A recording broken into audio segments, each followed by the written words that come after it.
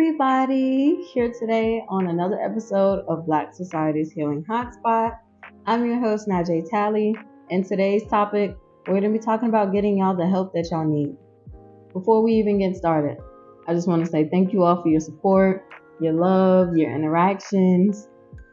I love you all so much, and we're going to continue to grow and provide Healing Hotspot. Provide this as a source for people to go to find comfort and love and even resources that can help them. This was the goal that I said and stated in the last video for 2024. If you haven't saw that already, be sure to check it out. Matter of fact, go click that and then come back to this one. Come on now. Gotta watch the first video before you get to this one. Definitely thank you all for your support, your love, and I hope that we can continue to go on this journey together, focusing on mental health. This week, I made time to see how the audience felt on certain things. Questions such as, how do you define mental health? Do you see a therapist? And overall, how can society grow to be better? How can society change the outlook on mental health? What can we do to normalize mental health? Mental health can be defined in various ways. But overall, my personal opinion, or going online and looking up the specific definition, mental health is overall about your psychological and emotional well-being. Even though you might go to the gym or make sure your nails and your face and everything looks good physically, what are you doing to take care of yourself emotionally? Do you just wake up and paint on a smile and say you're okay and keep it going? You can only do that for so long, You're talking to a person that's also experienced that too. It gets tiring. It gets exhausting. Having to wake up and put on a whole facade of a person that you're not feeling at that moment. You don't have to do that to yourself. You don't have to drain yourself by being a totally different, complete person. Being a completely different person. I said that all backwards.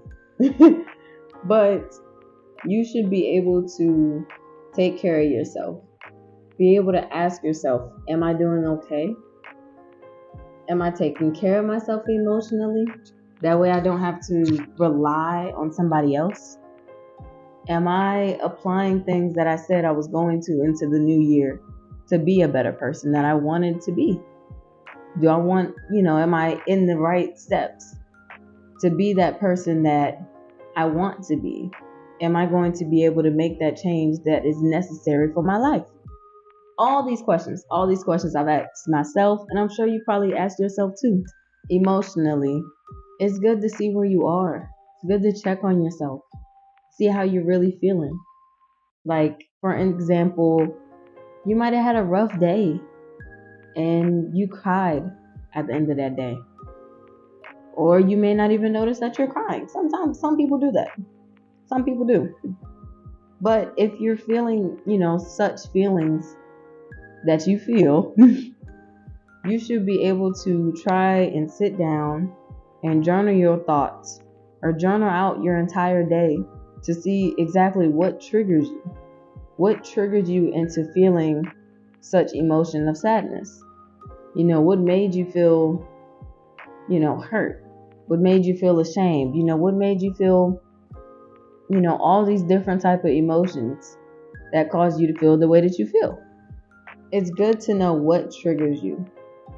That way, for you to become a better person, you can discharge yourself away from such negative things that could be making you not the person that you want to be. Rather, if that's, hanging out with certain people that you thought was good for you in the beginning and gave you that good feeling, or had something that you wanted and that made you feel good. If it's not healthy, then you gotta let it go. It might be very, very, hard to let go. I'll be honest. There are some things that are just hard to let go.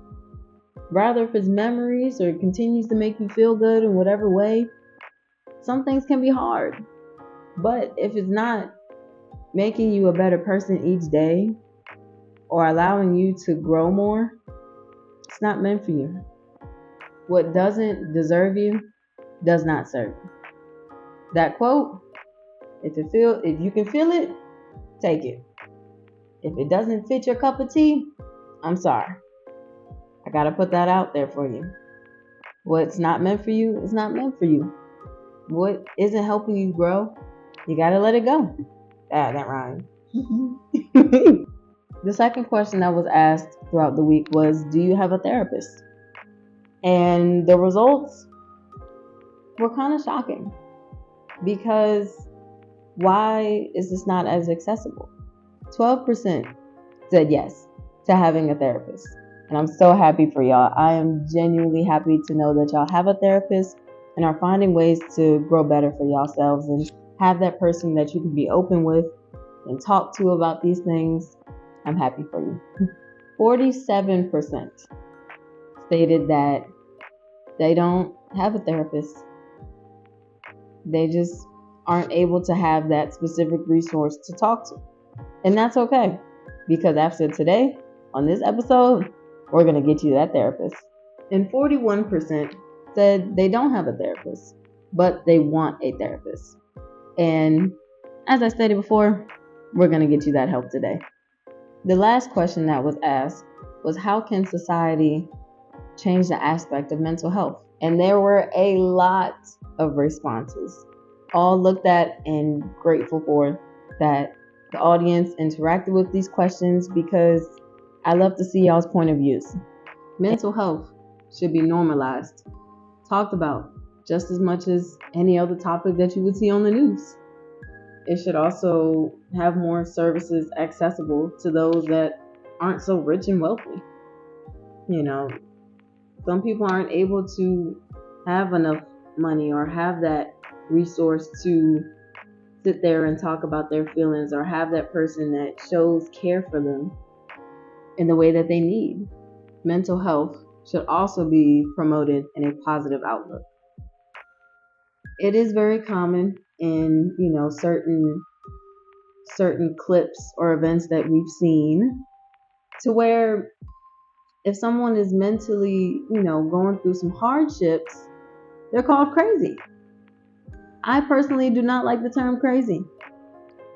If I see a person that, of course, may be walking back and forth, experiencing hallucinations, or might seem as if they're seeing different people in the room that you may not see, but they see, I don't want to call them crazy. They're experiencing hardships that I may not experience. That doesn't mean I should judge them or treat them badly. Give them the help that they need. Give them resources. Give them love. Give them support. They're still human. Of course, in some cases, there have been ways to where they don't realize their actions, and some people may have been harmed. Resources should still be provided because they are still human. No matter what actions or what may have been done, they have to face their consequences. Yes, that is true. However, resources should still be provided. But that is all my personal opinion. We may not agree. We may agree to disagree. But I stand for mental health and for all people. But overall, in order for this society to grow and be better, we should approach things more with love. Everybody wants love. Everybody wants love. Rather it's from God or friends, family, love is love. Everybody wants to be happy. No one wants to be, sit in their room. Sorry, I got some in my eye. Whew. No one wants to experience that loneliness. No one wants to experience feeling the darkness consume you, if you know what I mean. No one wants to feel such negative things. No one wants those negative thoughts to overwhelm them and just take over 24/7. It's overwhelming. It hurts. It's painful. Even if it's not physically pain, like physical pain, it still hurts. When you're going through emotions, it physically hurts.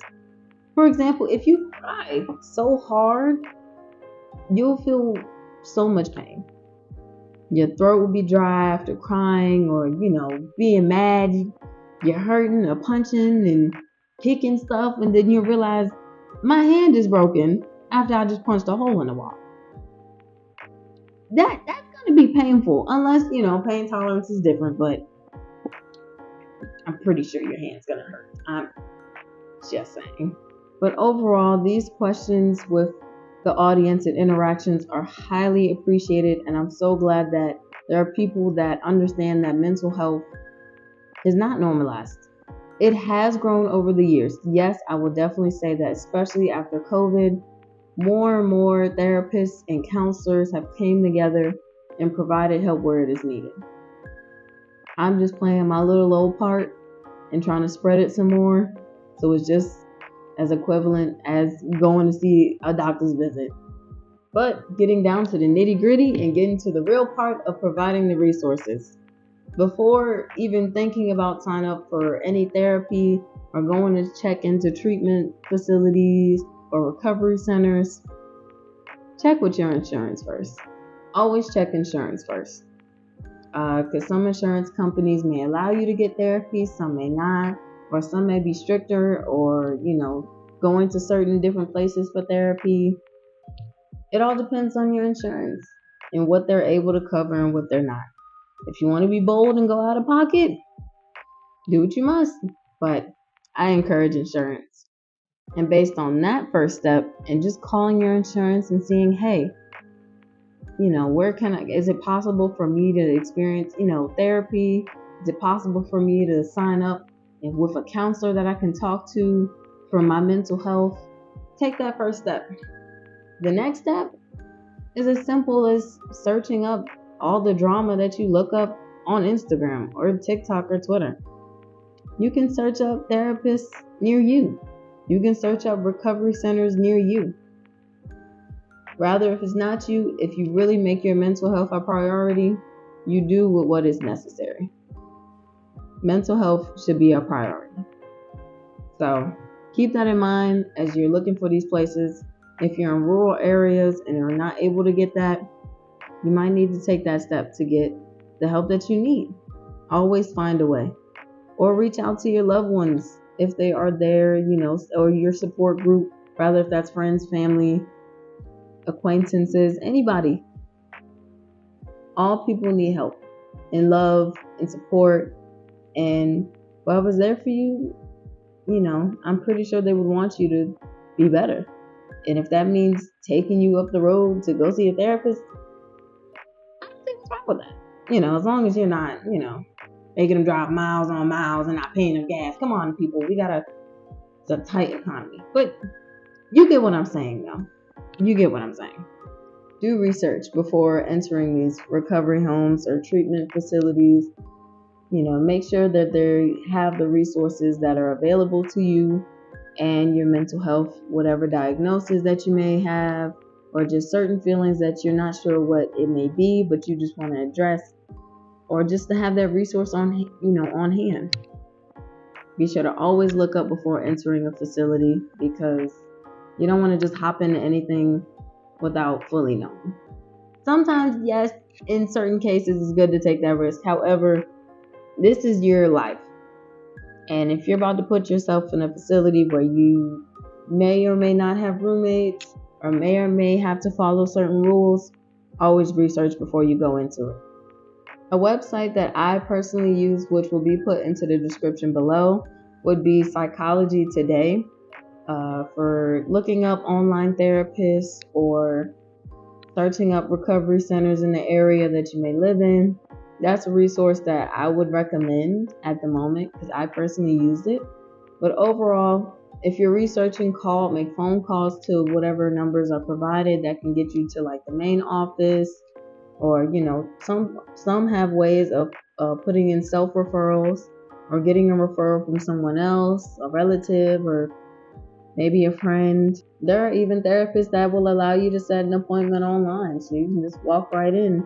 All of these steps are important to your mental health, and I hope you take the steps that you need to get the mental health resources that you need to become a better person. I'm putting myself out there. about to take the step as well. Because even though I am advocating for this being real, I am also looking for a therapist.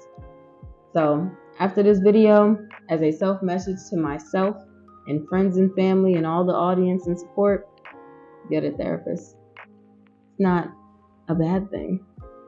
It might seem awkward at first because you're sitting there or may have to talk to somebody about all their really deep problems, but it's way much better to let it go than hold it inside. Don't hold it inside. I think I've reiterated this, restated this a lot of times. Holding all your emotions or holding in so much trauma that may have happened to you, it hurts. Like at first, it's emotional pain. It builds and builds, and then one day you snap. You don't even realize you was at your breaking point. You just like putting a little, shaking up a soda and not expecting it to go boom. You gotta be real with yourself. Can't let all that build inside you. You gotta talk about these things. It's completely healthy, and I'm here to advocate for that as well. That's why I'm taking the step necessary, and I hope that you all too. Hopefully this video was helpful, and of course, throughout, as more episodes come out, we're going to provide more resources as I get more in tune. Of course, getting help is normal. Talking to a therapist is normal. Or even talking to friends, associates, etc., etc. It's all normal. Mental health is normal. It's just as important as physical. So each of y'all take care of yourselves. Continue to spread love. And I truly, once again, cannot emphasize this enough. I thank you all so much for your support. It means the world to me as I take on this podcast and try to make a healing spot for young adults that feel as if they have no one else in this world. I'm here to tell you I'm here for you. Love you all. Have a great day.